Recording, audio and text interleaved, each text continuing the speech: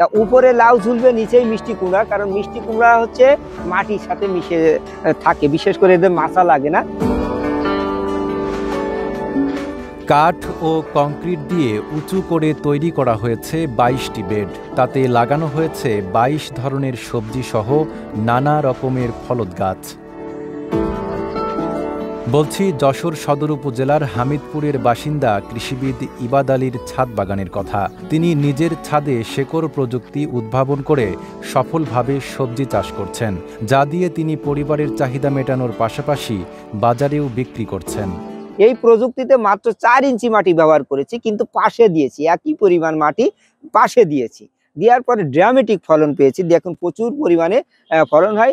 এই যে বাঁধাকপিগুলো দেখছেন, এটা আগাম প্রজাতির, মাত্র 3 ইঞ্চি মাটি ব্যবহার করেছি, কিন্তু এখানেও কিন্তু আমি ফলাফল ভালো পেয়েছি।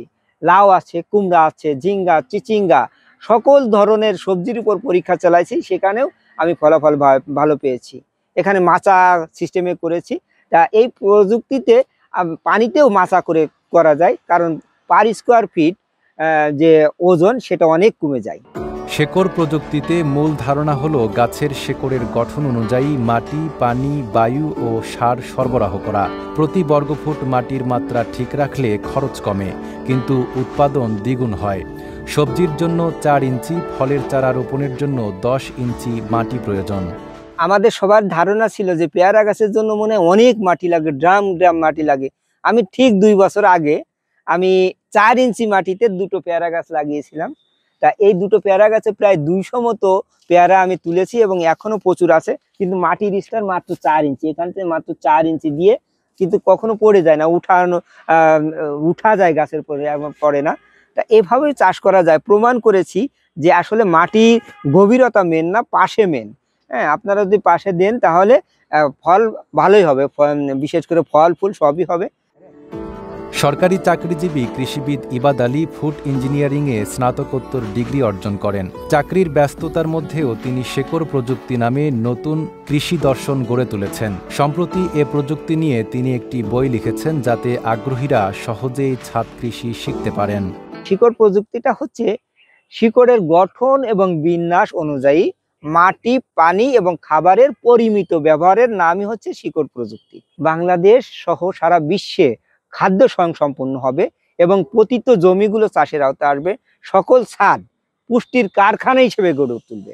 হ্যাঁ, আমাদের অসময়ে যেন আর কোনো জিনিসপাতির দাম বাড়বে না, জনগণ যেন কষ্টে না থাকে, নিজের পুষ্টিটা নিজেই যেন উৎপাদন করতে পারে। প্রত্যেকটা ছাদ যেন পুষ্টির কারখানা হিসেবে গড়ে তুলবে, এটা আমার বড় স্বপ্ন। এবং পতিত জমি, যেমন জলবদ্ধ জমিগুলো চাষের আওতায় আসবে। আর মনোবল হতে হয় স্পাত-দৃঢ়। জেরুজালেম 25 বছরের পথ চলায় নিরাপদে রাখার প্রত্যয়ে।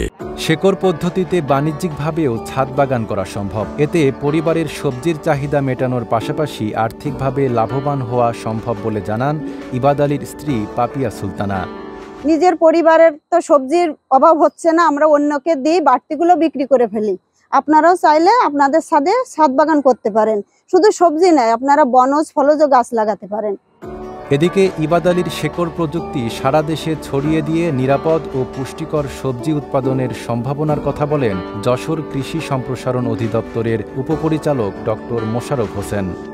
এই প্রযুক্তি আমরা কৃষি সম্প্রসারণ বিভাগ যশোর বিভিন্ন জায়গায় ছড়িয়ে দেব, এবং যারা আগ্রহী, কর্পোরেট লাইফে যারা আগ্রহী আছে তাদেরকে আমরা এই প্রযুক্তি পৌঁছে দেবো ওনার মাধ্যমে, এবং আমরা কৃষি সম্প্রসারণ বিভাগ।